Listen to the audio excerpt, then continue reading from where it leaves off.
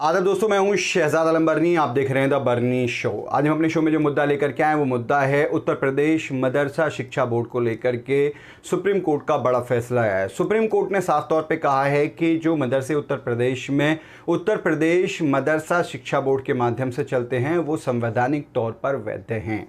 दरअसल इसको लेकर के पिछले दिनों से विवाद चल रहा था। खास तौर से 22 मार्च 2024 को निरस्त किया गया था। लखनऊ बेंच ने यह फैसला सुनाया था, यानी जो उत्तर प्रदेश मदरसा शिक्षा बोर्ड अधिनियम 2004 है उसको निरस्त कर दिया था 22 मार्च 2024 को। उत्तर प्रदेश के इलाहाबाद हाईकोर्ट की लखनऊ बेंच ने यह फैसला सुनाया था।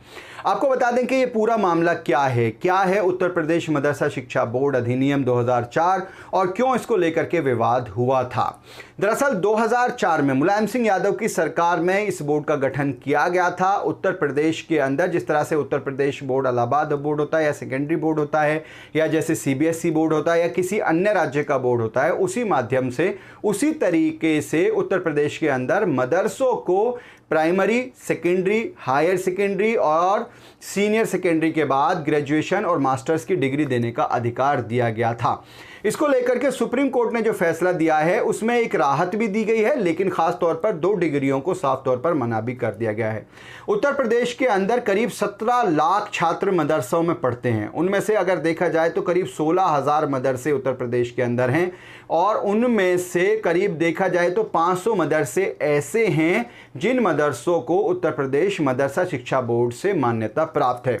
हालांकि विवादित रहा है ये मामला पहले भी, चूंकि पिछले 8 साल से जो मदरसा बोर्ड के अधीन जो मदरसे रजिस्टर्ड हैं उनके टीचर्स को सैलरी भी नहीं मिल पा रही है। 2017 के बाद से बाकायदा काफ़ी विवाद इसको लेकर के पिछले दिनों भी हुआ था। अब सवाल यह है कि हाई कोर्ट ने क्या कहा था और सुप्रीम कोर्ट ने क्या कहा है।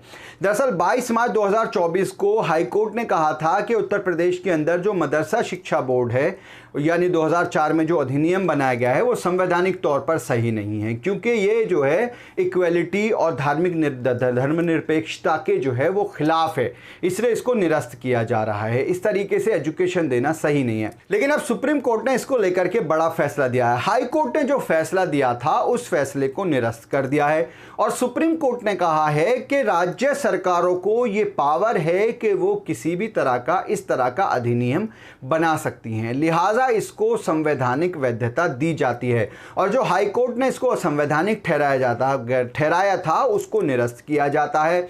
इस संविधान के जो ये अधिनियम है इसके प्रावधान तर्कसंगत हैं, जो शिक्षा के मानकों का नियमन करते हुए अल्पसंख्यक समुदाय के हितों की रक्षा करते हैं। ये बाकायदा वर्डिंग्स यूज की गई हैं सुप्रीम कोर्ट के जजमेंट में। हाई कोर्ट ने कहा था कि यूपी मदरसा शिक्षा बोर्ड अधिनियम 2004 जो है वो असंवैधानिक है।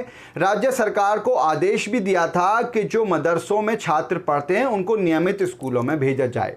दरअसल उत्तर प्रदेश के अंदर primary, junior high school, senior secondary और उसके बाद ग्रेजुएशन और मास्टर्स की डिग्री भी मदरसा बोर्ड के माध्यम से दी जाती है।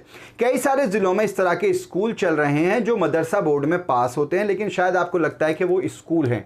बहुत सारे स्कूल ऐसे हैं जो मदरसा बोर्ड से पास हैं, उनकी जो डिग्री है वो उत्तर प्रदेश शिक्षा जो बोर्ड है अधिनियम मदरसे का उसके माध्यम से बिल्कुल सही ठहराई जाती हैं।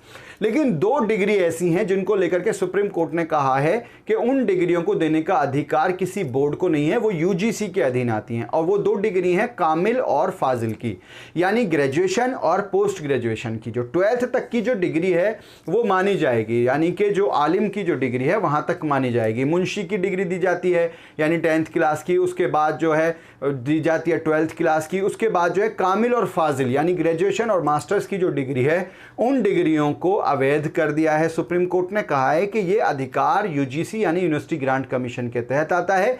अंडर ग्रेजुएशन और पोस्ट ग्रेजुएशन के लिए यूजीसी की मान्यता होना ज़रूरी है, तो लिहाजा अब कामिल और फाजिल की डिग्री जो है मदरसा बोर्ड से नहीं मिलेगी।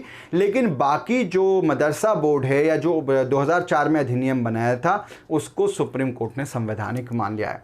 आप सुप्रीम कोर्ट के इस फैसले को किस तरह से देखते हैं, अपनी राय ज़रूर बताएं। वीडियो के नीचे कमेंट बॉक्स है, उस कमेंट बॉक्स में जाएँ, जाकर के अपनी राय हमें ज़रूर बताएं।